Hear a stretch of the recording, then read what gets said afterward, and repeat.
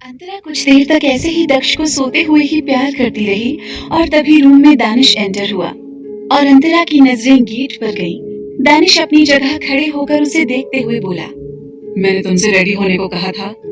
हम अगले 10 मिनट में जा रहे हैं यहाँ से। अंतरा इस बात पर दक्ष को देखते हुए बोली, पर हम इतनी जल्दी क्यों जा रहे हैं? अभी तो हमें और रुकना था यहाँ। अंतरा की बात सुनकर दानिश ने एक नजर दक्ष को देखा, जिसने नींद में ही अंतरा के बालों को अपनी नन्ही मुट्ठी में भर रखा था। ये देखते हुए दानिश दक्ष के करीब आया और उसकी मुट्ठी से अंतरा के बालों को अलग करते हुए बोला, मुझे कुछ बिजनेस वर्क है, इसलिए हम आज ही जा रहे हैं। अंतरा दानिश को घूरते हुए सीधी खड़ी हो गई और अपने बालों को पीछे करते हुए बोली, तो आप अकेले जाइए ना, मेरा कॉलेज अभी बंद है। माँ और दादी ने भी यहीं रुकने को बोला है। आपको काम है, आप जाइए, मैं यहीं रहूंगी। दानिश अंतरा के जवाब से जरा भी खुश नहीं था और वो अंतरा के बाजुओं को पकड़कर बोला, तुम मेरी बातें एक बार में सुनती क्यों नहीं हो? मैंने जब कह दिया कि तुम दोनों को मैं अपने साथ ले जाऊंगा तो ले जाऊंगा, जिसमें तुम भी मुझे मना नहीं कर सकती। दानिश के गुस्से को समझते हुए अंतरा फिर अपना सर हिलाते हुए धीरे से बोली, मैं रेडी होकर आती हूँ। दानिश उसकी बात पर बस उसे गौर से देखता रहा और फिर उसे छोड़ दिया। अंतरा तुरंत वॉशरूम में चली गई। वहीं दानिश और अंतरा की आवाज से दक्ष अब जागने लगा था और वो धीरे से कसमसाते हुए अपनी आंखें खोलता है और अपने सामने दानिश को देखने लगा।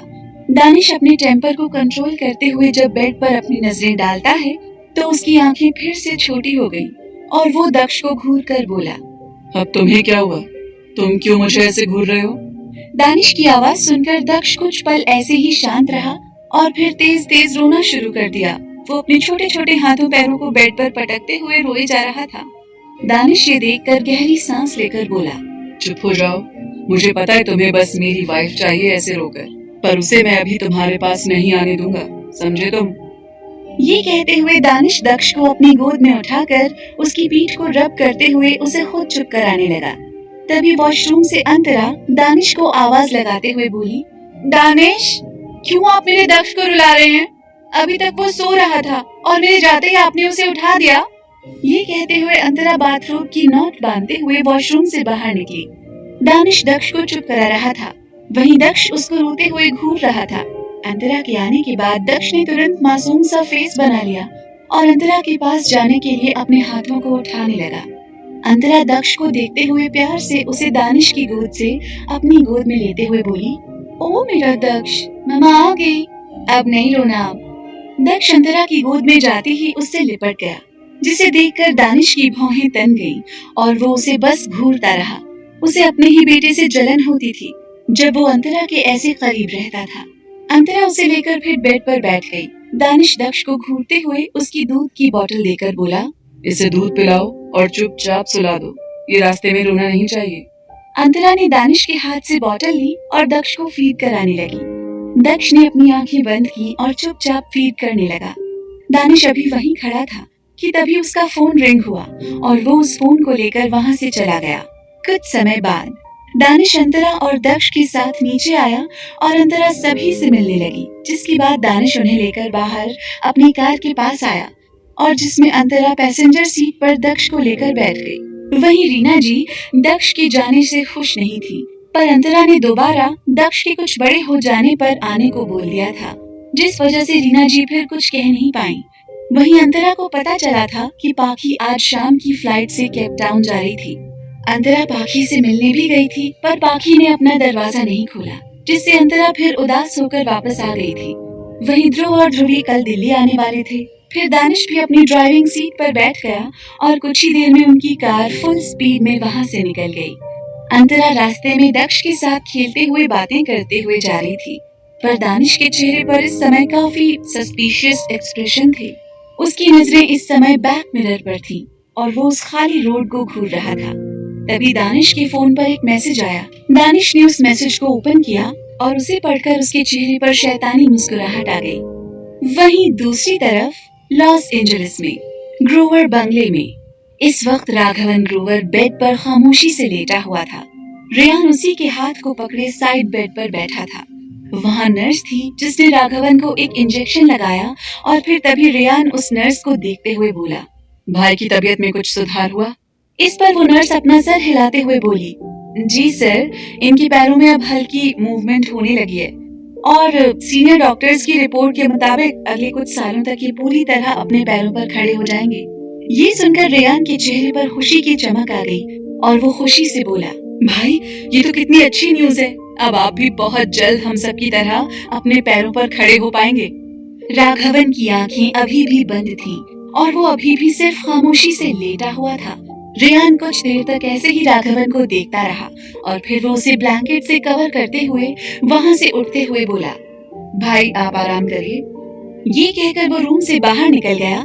इधर उसके रूम से बाहर जाते ही राघवन ने अपनी आंखें खोली और सामने खड़ी नर्स को देखा। नर्स जैसे कुछ समझ गई और उसने सर हिलाकर टेबल पर रखे राघवन के फोन को उसे दे दिया। इधर राघवन ने उस फोन पर किसी को कॉल डायल किया और उधर से एक ही रिंग में कॉल पिक हो गया और फिर राघवन जहरीली मुस्कुराहट के साथ बोला, जो काम बोला है वो हो जाना चाहिए और मेरे पास उनके मरने की गुड न्यूज ही आनी चाहिए। इस बात पर उधर से राघवन के एक आदमी की आवाज आई, जी बॉस, हमने उनके रास्ते में ही उनके मरने का इंतजाम कर दिया है और इस बार आपको गुड न्यूज ही मिलेगी। ये सुनकर राघवन के चेहरे पर शैतानी मुस्कुराहट छा गई और उसने फिर कॉल कट कर दिया और अपनी आंखें बंद करते हुए बोला, अब होगी तेरी मौत। ये बोलते हुए वो शैतान की तरह हंसने लगा। दूसरी तरफ रोड पर इस वक्त दानिश अपनी कार तेज रफ्तार में चला रहा था। उसके चेहरे पर ज्यादा कोई इमोशन नहीं था। वहीं अंतरा अब दक्ष को सुला चुकी थी क्योंकि दक्ष उसके साथ खेलते खेलते थक चुका था। अंतरा उसे मिडिल सीट पर ठीक से सुलाकर प्यार से उसके माथे को चूम लेती है और फिर सीट पर ठीक से बैठते हुए बाहर विंडो की तरफ देखने लगी। तभी उसने देखा कि दानिश गलत रास्ते पर टर्न ले रहा था, जिसे देखकर अंतरा ना समझी में बोली, दानिश हमें तो सीधे जाना था ना, फिर आज इस रास्ते से क्यों जा रहे हैं? ये सुनकर दानिश ने एक बार अपने बैक मिरर की तरफ नजरें की और पीछे छूटे हुए रास्ते को देखकर उसके चेहरे पर एक रहस्यमयी भाव आ गए और वो आगे अपनी कार की रफ्तार बढ़ाते हुए बोला, मुझे उस रास्ते पर अपनी कार चलाने में मजा नहीं आ रहा था, इसलिए अब हम इस रास्ते से जाएंगे। ये सुनकर अंतरा उसे घूरते हुए बोली, लेकिन ये तो हाईवे से दूर पड़ेगा और हमें घर पहुंचते पहुंचते ही काफी लेट हो जाएगा। आप जानबूझकर इतना लंबा रास्ता क्यों चुन रहे हैं? अंतरा के सवाल से दानिश ने टेढ़ा मुस्कुराते हुए अपनी कार की स्पीड और भी बढ़ा दी, जिससे अंतरा अब घबराने लगी और उसने कसकर अपनी सीट बेल्ट को पकड़ लिया। वहीं दानिश सामने देखते हुए बोला, कभी कभी लंबे रास्ते को अपना लेना चाहिए, क्योंकि लंबे रास्ते से भले ही मंजिल कुछ दूर हो जाए, लेकिन सफर जरूर खूबसूरत हो जाता है। दानिश की इस वक्त ऐसी बातें सुनकर अंतरा उसे चिढ़कर देखते हुए बोली, अपनी फिलॉसफी आप अपने पास रखिए और बस कार थोड़ा स्लो कर दीजिए प्लीज। इस पर दानिश ने एक और बार बैक मिरर पर पीछे खाली रोड को देखा और फिर सामने देखते हुए मन में बोला, तू कभी अपने इरादों में कामयाब नहीं हो पाएगा राघवन। तेरे सारे इरादों पर मैं इसी तरह पानी फेरूंगा। यही सोचते हुए दानिश ने दूसरा टर्न लिया और कार की रफ्तार तेज कर दी, जिसे देखकर अंतरा अभी कुछ कहती कि उसे पीछे रोड पर एक तेज धमाके की आवाज सुनाई दी। अंतरा एकदम से कांप उठी और उसने तुरंत दक्ष को अपनी गोद में उठाकर उसे सीने से लगा लिया। वहीं दानिश अपनी कार वहां से सीधे आगे बढ़ा ले गया। वहीं रोड पर ब्लास्ट हुआ था और चारों तरफ धुआं ही धुआं फैल चुका था। वहीं अंतरा को कुछ समझ नहीं आया और उसने कसकर दानिश के हाथ को पकड़ लिया। वहीं दानिश के चेहरे पर कोई इमोशन नहीं था। अंतरा डरते हुए पीछे देखने लगी। रोड पर धुआं ही धुआं था और उसने वो देखकर डरते हुए कहा, इसका मतलब अगर आप अभी कार दूसरे रास्ते से नहीं लाते तो उस ब्लास्ट में आज हमारी कार होती और हम मर चुके होते। ये सोचते ही अंतरा और भी ज्यादा डरने लगी और उसने वापस से दक्ष को सीट पर सुलाया और डर से अपने होंठ काटने लगी। वहीं दानिश अंतरा को अपनी नजरें टेढ़ी करते हुए देखने लगा और फिर रोड से कुछ दूरी में साइड पर अपनी कार रोक ली और फिर अंतरा के करीब आते हुए उसके डरे हुए चेहरे को अपने हाथों में भरकर उसे शांत कराते हुए बोला, बेवजह डर इंसान को पागल बना देता है और तुम्हें मेरे रहते हुए जरा भी डरने की जरूरत नहीं है। I am always with you. Now just calm down silly girl. ये सुनकर अंतरा डरते हुए बोली, पर दानिश ये सब क्यों और कैसे हुआ? ये सब क्या कोई एक्सीडेंट था या फिर किसी ने जानबूझकर किया था? इस पर दानिश उसके माथे को चूमते हुए बोला, ये सब मेरे राइवल्स ने किया है, लेकिन तुम्हें अब इस बारे में ज्यादा सोचने की जरूरत नहीं है। मैं इसके लिए उन्हें जरूर सजा दूंगा। ये सुनकर अंतरा कसकर दानिश के सीने से लग गई। वहीं दानिश ने भी उसे अपनी बाहों में भरकर गहरी सांस लेते हुए अपनी आंखें कुछ पल के लिए बंद कर ली। इसी तरह दिन बीत रहे थे। दानिश अपने ऑफिस के काम में बिजी हो चुका था, तो वहीं अंतरा अपने कॉलेज की पढ़ाई में बिजी हो चुकी थी। दक्ष को देविका और बिपाशा जी आराम से संभाल लेती थी, जिस वजह से अंतरा आराम से अपनी पढ़ाई करती थी। वहीं पाखी वापस केप टाउन जा चुकी थी। इधर रेयान भी इंडिया से बाहर था। समय रेत के जैसे धीरे धीरे निकल गया और इसी तरह दिन बीते, दिन से हफ्ते बीते और हफ्ते से महीने बीत गए। वहीं जैसे जैसे महीने बीत रहे थे, दक्ष भी बड़ा होने लगा था और वो काफी शैतानियां करने लगा था और अब पूरे 10 महीने बीत चुके थे। तो क्या होगा अब इन 10 महीनों बाद? क्या बढ़ चुकी है दक्ष की शैतानियां? क्या आएगा अब रेयान वापस? जानने के लिए सुनते रहिए वजह तुम। 10 महीने बाद दिल्ली, शाम का वक्त, रॉयल स्टार होटल। उस शानदार होटल में एक अवार्ड सेरेमनी ऑर्गेनाइज की गई थी। वहां आसपास कई सारे बिजनेसमैन एंड विमेन उस बड़े से ग्रैंड हॉल में मौजूद थे। वहां पोडियम लगाया गया था जहां बिजनेस से रिलेटेड अवार्ड्स दिए जा रहे थे। वहां के ऑर्गेनाइजर ने मीडिया को अलाउ नहीं किया था, जिस वजह से वहां मीडिया या रिपोर्टर्स नहीं थे। हॉल के पोडियम के आसपास काफी ज्यादा चहल पहल थी। सभी एक दूसरे से उस अवार्ड फंक्शन के सबसे बड़े award business of the year के बारे में बात कर रहे थे कि ये अवार्ड किसे मिलेगा। वहीं सबसे ज्यादा सबको सिर्फ एक बिजनेस टाइकून का इंतजार था। अंदर काफी शानदार डेकोर किया गया था और उस पोडियम के नीचे राउंड शेप चेयर लगाई गई थी, जहां बिजनेस वर्ल्ड के सभी बिजनेसमैन और विमेन बैठे हुए थे और सभी इस समय अवार्ड सेरेमनी के उस चीफ गेस्ट का इंतजार कर रहे थे, जिसे आज best businessman of the year से नवाजा जाने वाला था। वहां बैठे कुछ बिजनेसमैन अपनी अपनी फैमिली के साथ आए हुए थे और उन सभी के चेहरे पर उस एक इंसान से मिलने की एक्साइटमेंट दिख रही थी जो कि अभी नहीं आया था। तभी पोडियम पर ऑर्गेनाइजर हेड आते हैं, जो माइक से कुछ अनाउंसमेंट करते हुए बोले, लेडीज एंड जेंटलमैन, मुझे ये बताते हुए खुशी हो रही है कि जिसका आप सबको इंतजार था वो आ चुके हैं। उनकी ये बात सुनकर सभी तालियां बजाने लगे। कुछ तो शायद आज उस इंसान से मिलने वाले थे और आज उसे इसी के लिए बिजनेसमैन ऑफ द ईयर का अवार्ड मिलने वाला था, जो हर बिजनेसमैन का सपना होता था। तभी कुछ शोर गेट की तरफ से सुनाई देने लगा और सभी गेट की तरफ देखने लगे, जहां इस समय काले कपड़ों में ट्रेन्ड बॉडीगार्ड सबको साइड कर रहे थे। उन्हीं के बीच एक इंसान जिसने ब्लैक कलर का टैक्सीडो सूट पहन रखा था, आंखों में ब्लैक शेड्स थे जिन्हें वो अब उतार रहा था और उसकी आंखें इस समय बिल्कुल इमोशनलेस थी और इस समय उसके हाथों ने एक लड़की का हाथ पकड़ रखा था, जिसने इस समय ब्लैक कलर की डायमंड शेड साड़ी पहन रखी थी और लाइट मेकअप कर रखा था, जिसमें वो लड़की काफी ज्यादा खूबसूरत लग रही थी। वहीं उस इंसान की गोद में इस समय एक छोटा सा लड़का था, जिसकी उम्र करीब 1-1.5 साल की लग रही थी और उस समय उस लड़के ने भी बिल्कुल ब्लैक कलर का टैक्सीडो सूट पहन रखा था और उसकी आंखों में इस समय अलग ही शाइन थी, पर उसके छोटे से चेहरे पर कोई भाव नहीं दिख रहे थे और वो इस समय एकटक वहां सभी को घूर रहा था।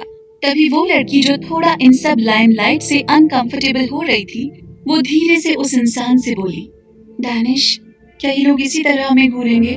वो कपल जो कोई और नहीं, दानिश और अंतरा थे और इस समय दानिश की गोद में दक्ष था, जो कि अब पूरे 1 साल 3 महीने का हो चुका था और अब उसका फेस दानिश से और भी ज्यादा सिमिलर होने लगा था। वो चुपचाप उन सबको देख रहा था। वहीं दानिश ने अंतरा का हाथ पकड़कर अंदर ले जाते हुए एक ठंडी नजर अपने गार्ड्स पर डाली, जिसे देखकर गार्ड्स तुरंत समझ गए वहां मीडिया वाले नहीं थे और जो बिजनेस वर्ल्ड से रिलेटेड लोग थे, उन्हें दानिश की शादी के बारे में पता था, जिस वजह से सब उन्हें देख रहे थे, क्योंकि उन्होंने कभी दानिश ओबरॉय की बीवी और बच्चे को नहीं देखा था। वहीं अंतरा आसपास के लोगों को देखती है जो उन्हें ही देख रहे थे। अंतरा ये देखकर तुरंत अपना सर नीचे करके बोली, दानिश चलिए, सब हमें देख रहे हैं। उसकी बात सुनकर दानिश ने अपनी टेढ़ी नजर सभी के ऊपर डाली, तो कुछ ही देर में सभी अपनी नजरें नीचे कर लेते हैं दानिश की सर्द नजरें ही काफी होती थी उन सब के लिए। वहीं ये देखकर अंतरा दानिश को घूरने लगी, जो उसे देखकर टेढ़ा मुस्कुराते हुए उसके साथ अंदर जा रहा था और वो दानिश को घूरते हुए अपना सर हिलाती है। वहीं अंतरा की नजरें जब दानिश की गोद में दक्ष पर गईं, तब वो शर्म से अपनी नजरें नीचे करके बोली, दक्ष देखिए हमें कैसे घूर रहा है। आप भी ना, अब दक्ष बड़ा और समझदार हो रहा है, वो छोटा नहीं रह गया। अंतरा की बात सुनकर दानिश अब दक्ष को देखने लगा, जो इस समय उसी को अपनी आंखें छोटी करके घूरे जा रहा था। दानिश उसे देखकर कुछ आगे कहता कि तभी ऑर्गेनाइजर हेड पोडियम से माइक से सभी का ध्यान अपनी तरफ करते हैं, जिसे देखकर दानिश अपने वीआईपी सेक्शन वाले प्राइवेट रूम में गया और राउंड टेबल की चेयर पर अंतरा को बैठाया। और दक्ष जब अंतरा की गोद में जाने को हुआ, ये देखकर दानिश अपनी भौहें चढ़ाते हुए बोला, बहुत जल्दी रहती है तुम्हें मेरी वाइफ के करीब जाने की। दक्ष दानिश की बात सुनकर उसे घूरते हुए धीरे से अटकते हुए बोला, मम। दक्ष के कहने का साफ मतलब था कि अंतरा उसकी थी तो वो उसी के पास जाएगा। दानिश उसकी बात सुनकर उसे वापस से अपनी गोद में लेकर स्टेज की तरफ अपने कदम बढ़ाते हुए टेढ़ा मुस्कुराकर बोला, वो सिर्फ मेरी है और मैं अब ज्यादा तुम्हें उसके करीब नहीं जाने दूंगा। अंतरा दक्ष को दानिश के साथ ऐसे जाते देखकर वापस से लाचार होकर अपना सर हिलाते हुए बोली, ये दोनों बाप बेटे सच में एक जैसे हैं। दोनों मेरे लिए एक दूसरे से हर वक्त लड़ते रहते हैं। उफ। ये कहते हुए अंतरा मुंह बना लेती है। वहाँ ऑर्गेनाइजर हेड ने अवार्ड हाथ में लेकर दानिश को स्टेज पर इनवाइट किया, जिसे सुनकर दानिश अपने एरोगेंट वे में चलकर स्टेज पर गया। अंतरा अब दक्ष और दानिश को एक साथ स्टेज पर देख प्यार से स्माइल करने लगी और दक्ष दानिश की गोद में था और एक टक उन सभी लोगों को घूरे जा रहा था जो उसे ही देख रहे थे। वहीं मौजूद सभी बिजनेसमैन को पता था कि दानिश ओबेरॉय एक हस्बैंड और अब एक फादर था, पर दक्ष को वो सब पहली बार देख रहे थे, जिस वजह से उनकी नजरें उन दोनों पर से हट नहीं रही थी, जो बिल्कुल एक जैसे इस समय लग रहे थे। सभी बिजनेसमैन दानिश को अपना आइडियल के तौर पर देख रहे थे।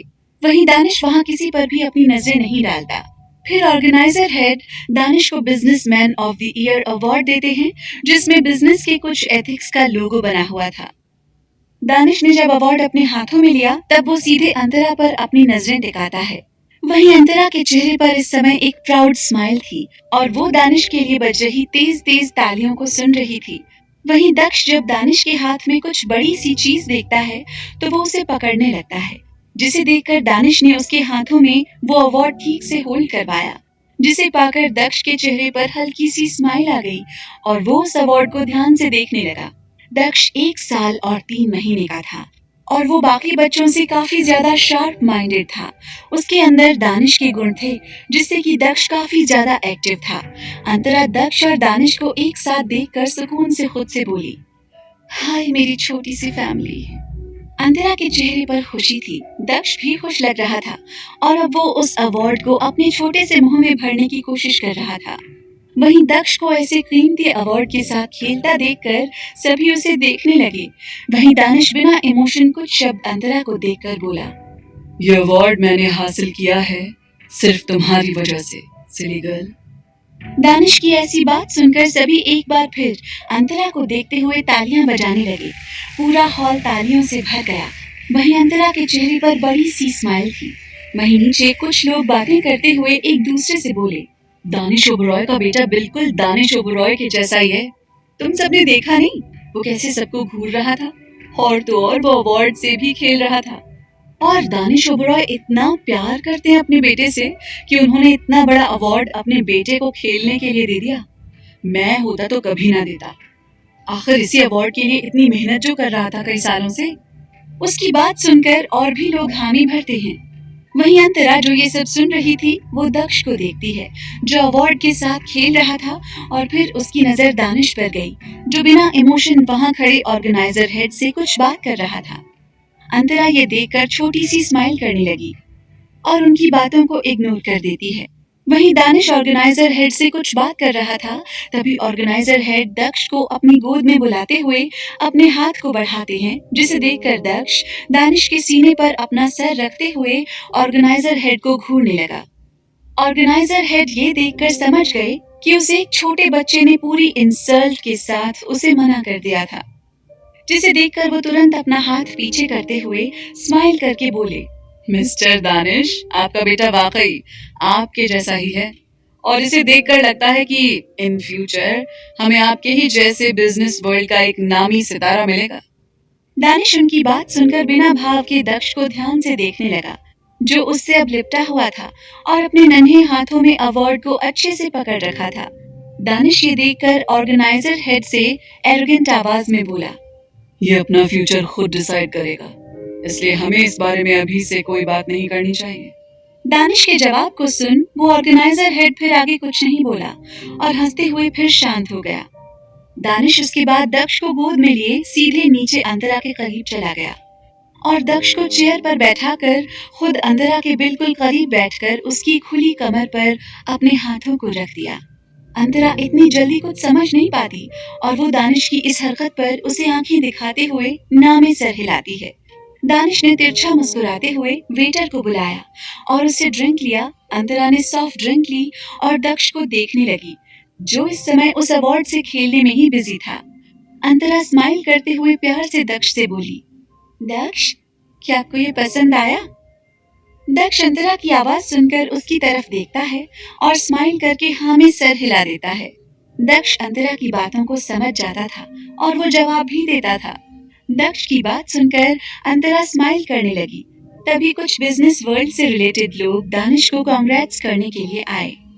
दानिश का ऑरा सर्द हो गया और वो एक नजर अंतरा को देखते हुए अपनी जगह से उठकर अंतरा से दूर हो गया, जिससे फिर सभी उस तरफ चले गए।